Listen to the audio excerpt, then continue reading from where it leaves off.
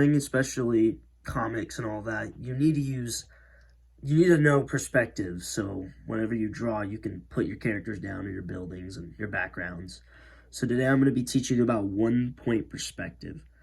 Now, one of the first things to know is what exactly is 1-point perspective. Well, it's actually when you have a horizon, there's usually multiple points or just 1 point, and that's known as the vanishing point. And it basically runs across, and if it can go upward, downward, all those directions. And if you want to do anything, you basically create shapes on it. So if I were to say, let's say one of these or that. Oh, hold on, I'm holding this with one hand, so it's not going to be like fucking crazy.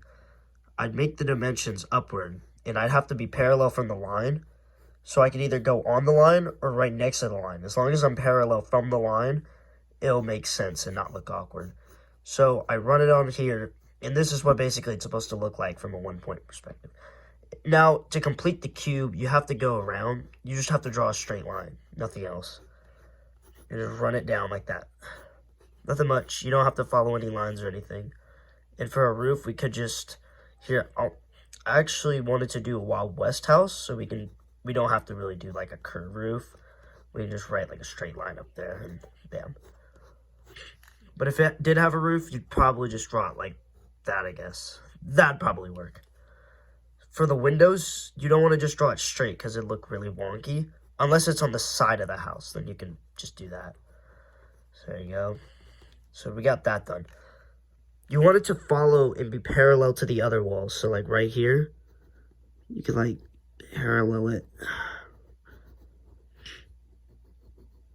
And then bam. Do something like that. And you draw some details. And then there you go. You can add those extra details like the lines and stuff, all that. The main point is just getting the base down. Once you get the foundation down, the rest is pretty easy. You just got to know how to detail it. And if you're wondering, like, how can I practice this?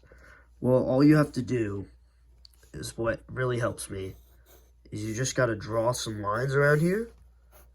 So all directions, like where it's coming down from, and just draw shapes.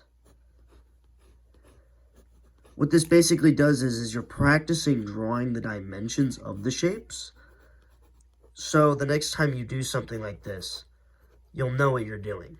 And it'll be much easier to plot down, let's say like a foundation for like a house or an apartment, something like that. And you just keep placing shapes. Maybe you could spice it up with a rectangle. As long as it follows the vanishing point. So if I place 2 lines right here and go like this, let's say I put a cylinder. As long as these 2 edges right here eventually intersect with the line here, or the dot, which is the vanishing point, then it works.